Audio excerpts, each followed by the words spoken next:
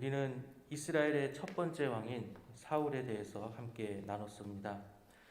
사울은 세 번 왕으로 부름을 받은 것을 우리가 보게 되지요. 먼저 사무엘을 만나서 기름 부음을 받았습니다. 그리고 이스라엘 백성들이 모여 있는 곳에서 제비 뽑힘으로 인하여서 다시 한번 왕으로 부름을 받았습니다. 그리고 마지막으로는 암몬과의 전쟁에서 승리한 후에 이 사무엘이 모든 이스라엘 백성들을 길갈에 모으고 그곳에서 왕으로 삼은 것을 우리가 함께 나누었습니다. 이제 사울은 모두가 인정하는 그런 공식적인 이스라엘의 왕이 된 것이지요. 여기서 사무엘은 자신이 물러날 때가 되었음을 깨달았습니다.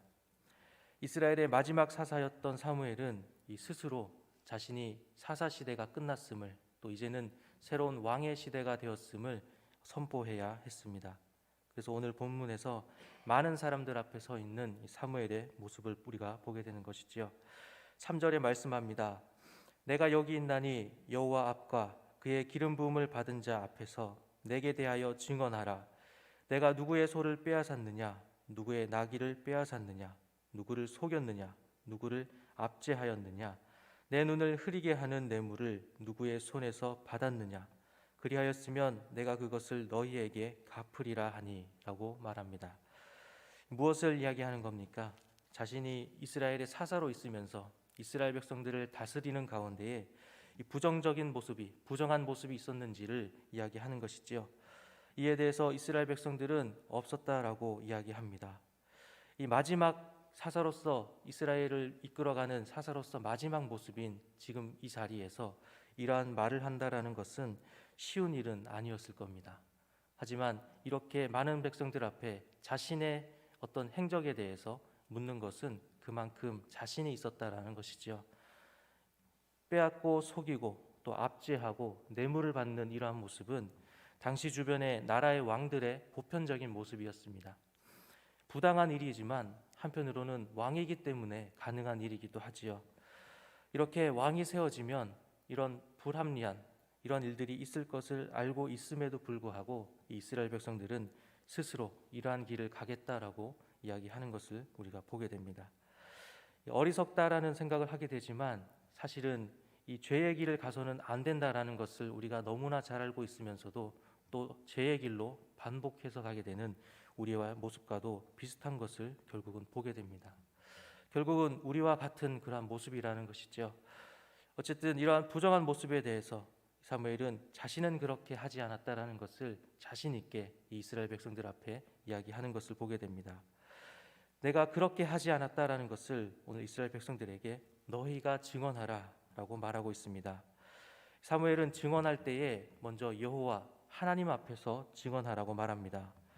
사무엘은 자신의 사역을 하는 가운데 자신이 이스라엘 사사로서 이스라엘 백성들을 이끌어가고 있는 가운데에 하나님이 지켜보고 계심을 알고 있었습니다.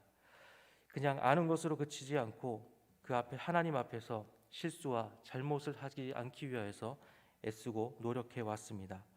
그렇기 때문에 이 이스라엘 백성들 앞에서 당당하게 이 마지막 자리에서 물을 수 있는 것이지요. 우리는 이 코람데오라는 말을 자주 합니다. 이 하나님 앞에서라는 뜻이지요. 이 코람데오를 외치지만 얼마나 우리는 하나님 앞에서 살아가고 있을까요? 말은 그렇게 하지만 정말 하나님이 나의 일거수일투족을 다 지켜보고 계신다라는 것을 얼마나 삶 가운데서 인식하며 살아가고 있습니까? 어느 누구도 이 물음에 대하여서 자신 있게 대답할 수 있는 사람은 없을 것입니다. 불가능한 일이지요. 그러나 사무엘은 오늘 이 시간 함께 모여 있는 이 자리 앞에서 자신 있게 묻고 있는 것을 우리가 보게 됩니다. 또한 사무엘은 기름 부음 받은 자 앞에서 증언하라고 말하고 있습니다. 이는 사울에게 하는 말이지요. 사울 자신이 기름 부었던 하나님의 명령에 의해서 기름 부었던 이 사울 앞에서 하는 말입니다. 사울이 지금 자신이 자신 있게 이야기하는 것과 같이 사울이 앞으로 왕으로서 이스라엘 백성들을 다스리는 가운데 부정한 모습에서 떠난 그런 왕이 되기를 바라는 것이지요. 다른 이가 나와 같은 자가 되기를 바란다라는 것은 한편으로는 우리가 교만하다라고 생각할 수 있겠지만 그만큼 자신이 그렇게 살기 위해 노력해 왔음을 반증해 주는 것이기도 합니다.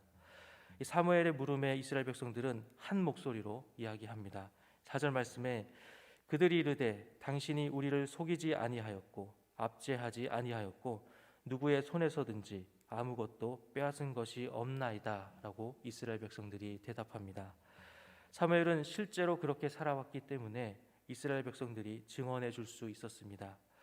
우리도 내가 증언하는 것이 아니라 나의 삶을 다른 이들이 증언해 주는 삶을 살아야 합니다. 사무엘이 3절에서 내가 어려서부터 오늘까지 너희 앞에 출입하였거니와 라고 말하는 것처럼 우리는 내가 살아가는 나의 삶이지만 내가 아니라 타인의 곁에서 지켜보고 또 평가한다라는 것을 기억해야 합니다.